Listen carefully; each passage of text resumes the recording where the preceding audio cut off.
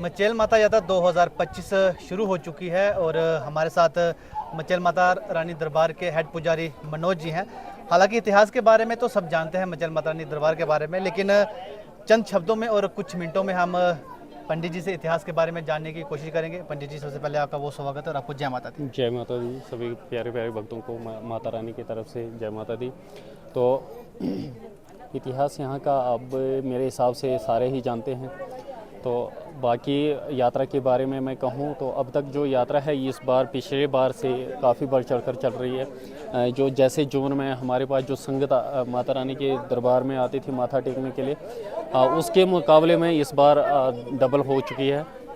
तो इस बार का जो है थोड़ा सा चॉपर का थोड़ा डिस्टर्बेंस जो है उससे थोड़ा जो है कुछ श्रद्धालु ऐसे हैं बेचारे जो जैसे कोई हैंडीकैप्ड वगैरह होता है या कोई पेशेंट वगैरह जो होते हैं उनके लिए थोड़ी सी दिक्कत बनेगी, क्योंकि चलना थोड़ा उनके लिए डिफ़िकल्ट है, हिल एरिया है। तो बाकी मेरे हिसाब से जो इस बार के जैसे माता रानी का जो चमत्कार है इस बार कुछ अलग सा ही दिखा रहे हैं माता रानी, और कुछ ज़्यादा ही दिखा रहे हैं चमत्कार। उसके अकॉर्डिंग लग रहा था कि इस बार का जो यात्रा है ये कम से कम कोई 4 से 5 लाख के बीच में जाने वाली थी यात्रा। तो अभी बीच में अभी थोड़ा चॉपर की जो समस्या है उसको देखकर थोड़ा सा लग रहा है कि थोड़ी सी जो है गिरावट आएगी, लेकिन श्रद्धालु में जो उत्साह दिखने को मिल रहा है तो मुझे लगता है कि फिर से लगभग रश जो है वो फिर से उसी कार चलेगा जिस प्रकार पहले चला था। पंडित जी, थोड़ा सा जानने की कोशिश करेंगे कि जिस तरह से सब श्रद्धालुओं को पता नहीं, जम्मू कश्मीर के तमाम वासियों को ये नहीं पता कि पूरे साल में माता रानी के मंदिर के दरबार के कपाट कितने महीने बंद रहते हैं।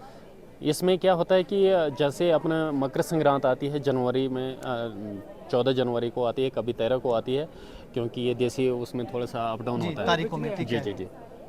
तो उस दिन जो माता रानी के कपाट हैं वो बंद कर दिए जाते हैं। काली माता की जो प्रतिमा है वो नीचे मंदिर में उसको लिफ्ट किया जाता है।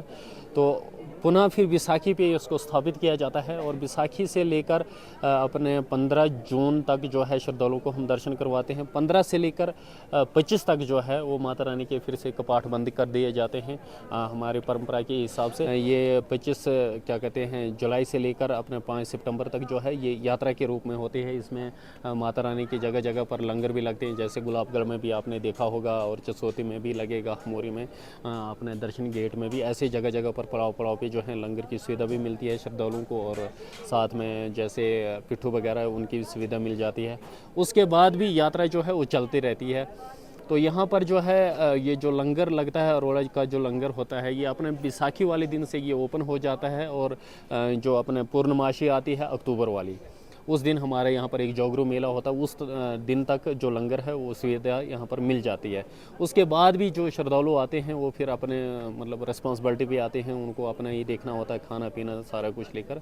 तो बाकी माता रानी का जो कपाट है वो होते सिर्फ 3 महीने के लिए बंद। जिस तरह से आपने एक जागरू मेले की बात की, तो जागरू मेले में यहीं के लोग आते हैं कि जम्मू कश्मीर के अलग जगह से लोग पहुंचते हैं? पहले तो लोकली होते थे, बट अभी 2-3 साल से जो है बाहर से ज़्यादा हो गए हैं और लोकल कम हो गए हैं। काफ़ी ज़्यादा लोग आ रहे हैं। जी। तो उसमें क्या जागरू मेले में क्या रहता है, उसका थोड़ा सा बता सकते हैं? इसमें क्या होता है कि एक मतलब जैसे होता है लकड़ी के एक ढेरी बना दी जाती है, चेले जो होते हैं उसको उस पे चढ़ाते हैं, नीचे से आग लगी होती है, वही माता रानी की एक शक्ति होती है।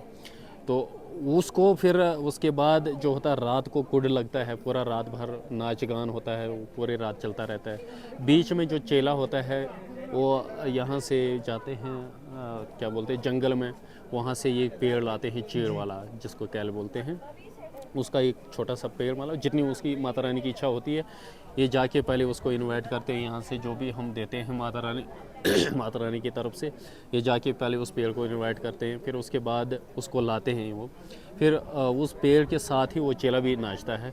जब वो उसके नाचते उसके तीसरे जो टाइम आता है, मतलब जैसे पीरियड होता है, तीसरे पीरियड में जब वो नाचता है एंड पे उस पेड़ को फेंकते हैं आग में। तो परली वाली साइड लोग नाच रहे होते हैं, तो सारे उसकी जो चोटी होती है उसको तोड़ने के चक्कर में होते हैं, जो टॉप वाली चोटी होती है, जिसको वो चोटी मिल जाती है, उसको जो भी अर्चन होती है या जो भी मनोकामना होती है वो सारी पूरी हो जाती है उस दिन। जैसे मान के चलो आपका कोई कार्य रुक रहा है, आप कब से उस मतलब उसके चक्कर में है कि वो कब हमारा सिद्ध हो जाए, लेकिन अगर वो मतलब वो पेड़ आपके तरफ गिरा, आपने उसकी चोटी ले ली, तो सोचो आपका जो कार्य था वो हल हो गया। पंडित जी, आखिरी में, हालांकि इतिहास के बारे में तो सब जानते हैं, मचेल यात्रा के दौरान माता रानी के दरबार के कपाट के खुलने का समय और बंद का समय आप बता दीजिए। इसमें जैसे है सुबह 5 बजे से दरबार खुल जाता है, फिर थोड़ा सा सफाई सफाई करने के बाद ये 5:30 पौने 6 बजे के बाद दर्शन हम शुरू कर देते हैं। जी जी। तो उसके बाद रात को फिर हमारे पास टाइमिंग नहीं होती है, रात को हम सिर्फ निर्भर करते हैं उस पे श्रद्धालुओं पे कि लास्ट पे जो श्रद्धालु हैं सभी को एक बार माथा टिका देते हैं। तमाम जानकारी के लिए बहुत शुक्रिया। तो ये थे हमारे साथ मनोज पंडित जी, जिन्होंने यात्रा के समय में मंदिर के कपाट खोलने और बंद का समय बताया। हालांकि इतिहास के बारे में जो भी श्रद्धालु मचल माता रानी के दरबार में कई सालों से आ रहे हैं वो ये बात सभी जानते हैं, लेकिन आज हमारी कोशिश थी कि यात्रा के दौरान मंदिर खुलने का और बंद होने का क्या समय है वो आपने जान लिया। फिलहाल इन तस्वीरों के साथ दीजिए इजाजत। जय माता दी।